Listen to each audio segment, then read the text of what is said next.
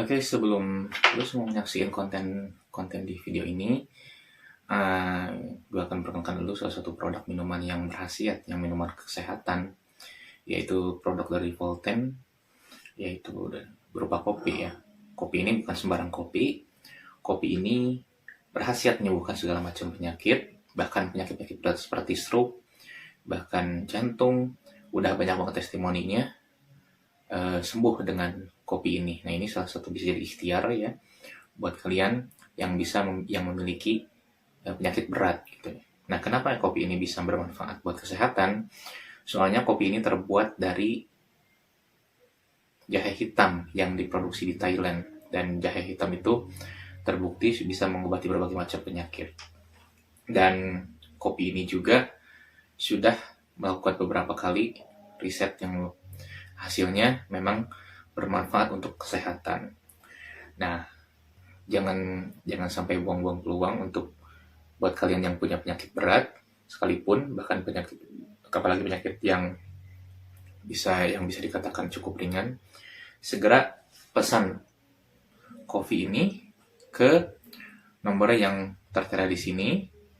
Dan kalau kalian mau menjual kembali, bisa dibuka banget open reseller di gua salah satunya, atau di agen kalian yang terdekat. Buat kalian yang kurang suka kopi, di Volten ini juga disediakan susu ya.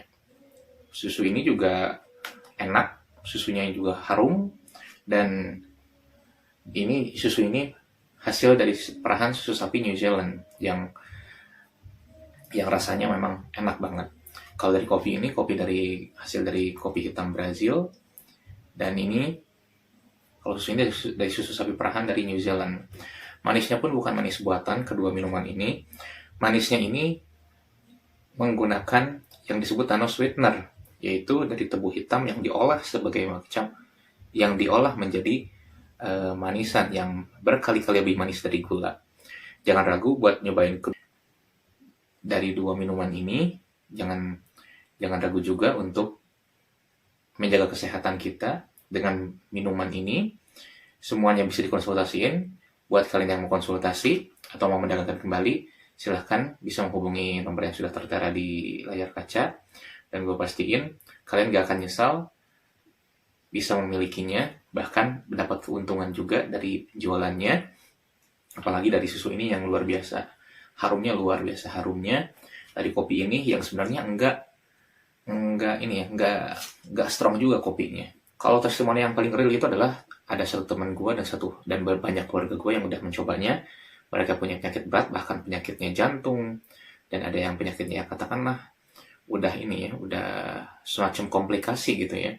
Tapi dengan minum ini, alhamdulillah dengan proses yang alami, mereka sembuh dengan izin Allah tentunya, lewat ikhtiarnya, lewat minuman ini mereka semuanya sembuh, dan minimal ada peningkatan kesehatannya gitu ya di antara mereka. Bahkan ada yang tadinya bahkan ibu gue sendiri yang tadinya mau operasi gitu ya, yang tadinya mau operasi malah batal operasinya karena habis minum kopi ini. Bahkan ibu gue itu sebenarnya selama ini belum pernah minum kopi, tetapi dia nggak enak minum kopi ini gitu, dan dia bisa meminumnya tanpa merasakan efek samping, meskipun ada sempat pusing sedikit. Tapi pusing itu bukan karena dari kopinya, tapi karena ibu gue yang belum terbiasa minum kopi. Tetapi akhirnya sembuh dan batal operasinya gitu, dan sembuh total sampai sekarang, alhamdulillah. Jadi jangan ragu untuk memesan minuman ini. Nomornya sudah ada, tinggal dikonsultasikan. Buat kalian yang mau menjual kembali, Sweet Reseller terbuka banget open resellernya. Jaga kesehatan barang-barang, kita ikhtiarkan barang-barang kesehatan kita, dan tidak lupa juga kita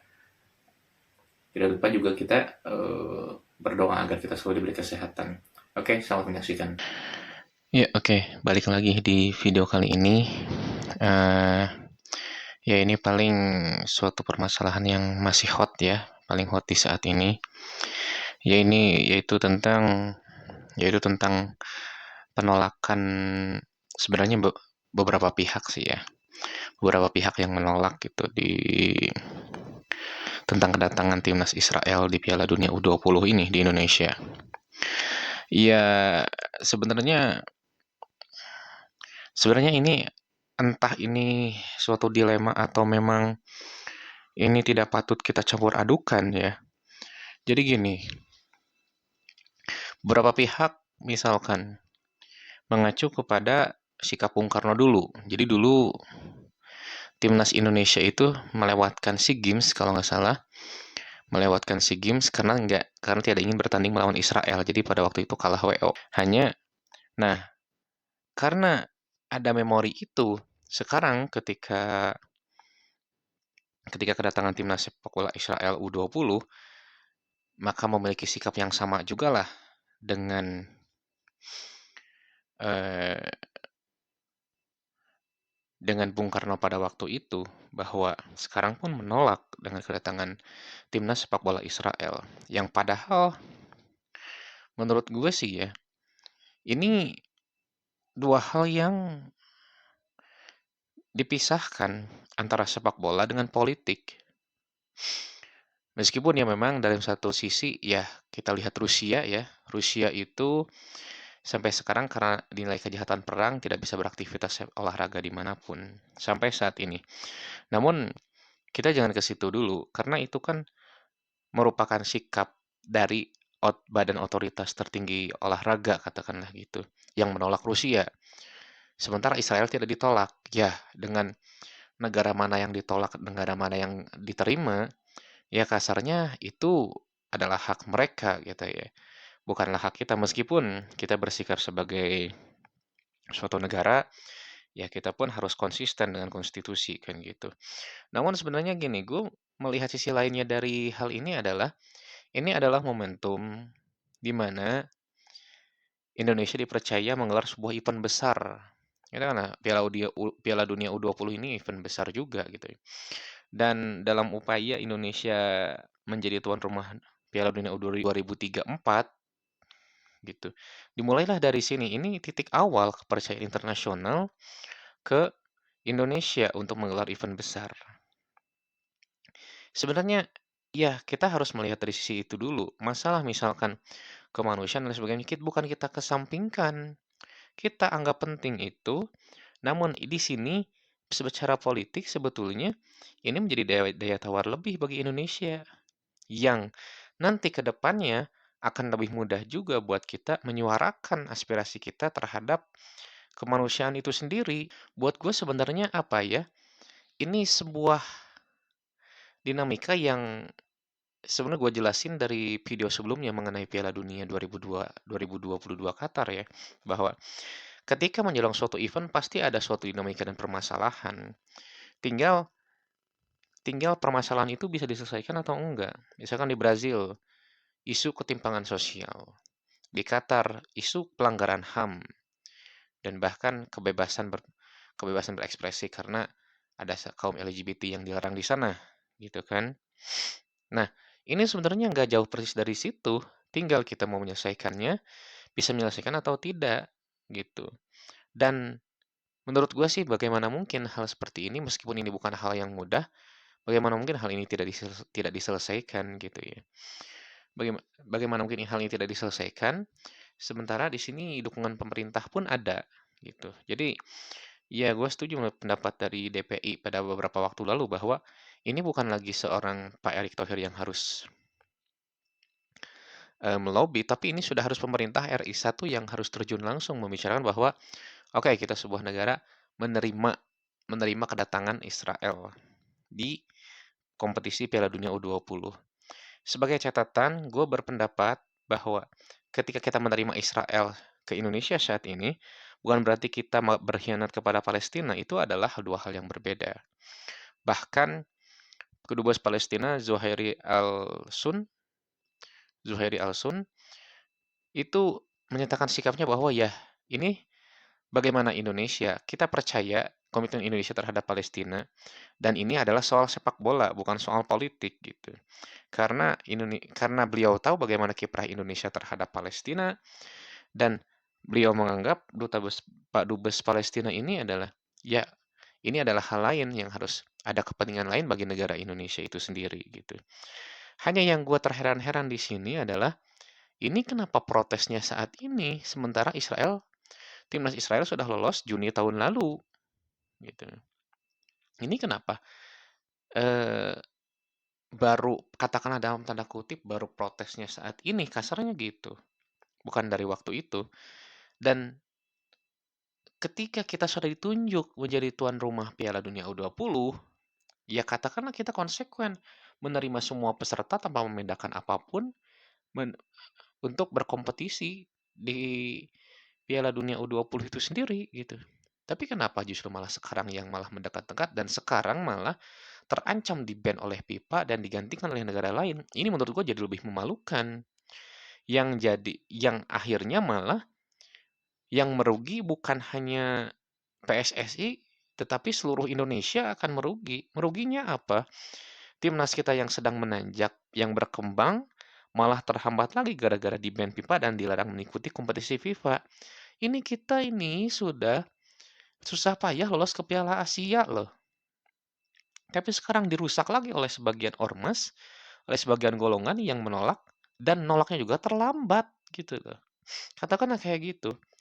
Memang beberapa kalangan agama termasuk guru gua, Kiai Haji Said Akil ya, beliau pun menolak. Tetapi di sini ya sebagai gue sebagai ya katakanlah santrinya beliau, muridnya beliau ya meskipun belum pernah bertemu dengan beliau, memiliki pandangan yang berbeda yaitu sah-sah saja gitu. Bapak Kiai Haji Mustafa Yakut sekalipun itu juga menerima. Jadi dan di sini ya kembali lagi ya ada ya memang sebenarnya dua argumen ini gue setuju dan enggaknya, ada pro dan kontranya ya. Jadi yang pro terhadap kedatangan Israel ya ini karena murni kompetisi, Israel lolos dengan cara yang legal, ya kita nggak bisa apa-apa gitu. Tapi yang satu lagi yang kontra adalah karena kita berkomitmen pada konstitusi yang mendukung kebebasan rakyat Palestina. Ya, sebuah negara itu nggak lepas dari sebuah konstitusi. Memang sepak bola juga tidak lepas dari suatu politik, tidak bisa dipisahkan meskipun tidak bisa diintervensi lebih jauh oleh pemerintah. Ya pada prakteknya tidak bisa apa-apa juga tanpa pemerintah, sepak bola tanpa pemerintah itu pada prakteknya. Cuman di sini ya sekali lagi gue harapkan dari kalian semua bahwa kita mengambil sisi positifnya, kita mengambil sisi lainnya bahwa ini kesempatan emas ya bagi Indonesia untuk mulai menanamkan kepercayaan internasional untuk menggelar event besar di negara kita. Dan menurut gue itu jauh lebih penting dan bakal jauh lebih merugikan daripada nanti kita sampai di banned dan juga malahan disanksi oleh FIFA seperti 2015 lalu. Itu jauh lebih merugikan lagi daripada kita semua protes-protes segelintir orang malah jadi rusak semuanya gitu. Jadi gue mohon lah dari kalian bijaksanaannya, kita sukseskan dulu tuh kompetisi ini, jangan sampai kita di-banned oleh FIFA lagi.